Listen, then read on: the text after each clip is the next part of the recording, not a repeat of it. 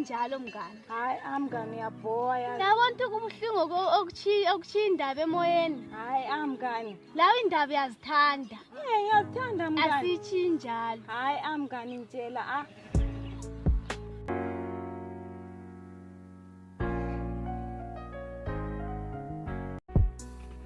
namhlanje zayesipiranga namhlanje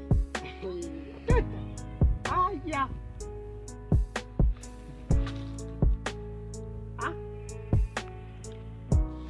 Don't nje ngiyekela kuphela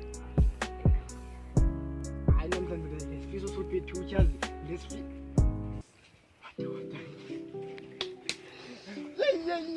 ya manje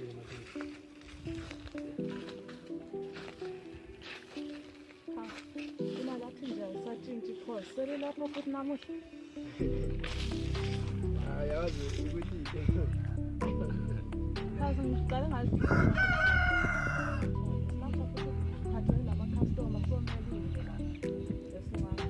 Siyabonga sanibonani ibahle athina siphile kuhle sibona abantu abahle kangaka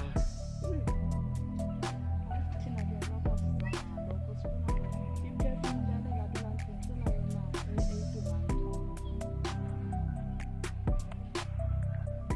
asiyala ama-perfume namhlanje ibhadi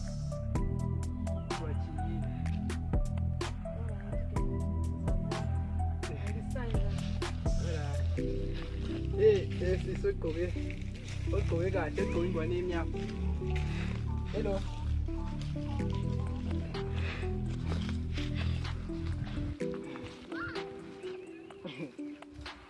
Khuluma yini?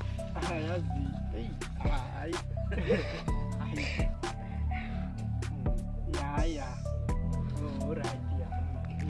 Ngiyabona.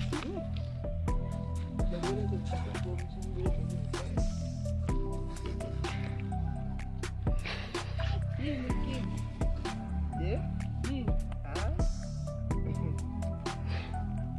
Yeah.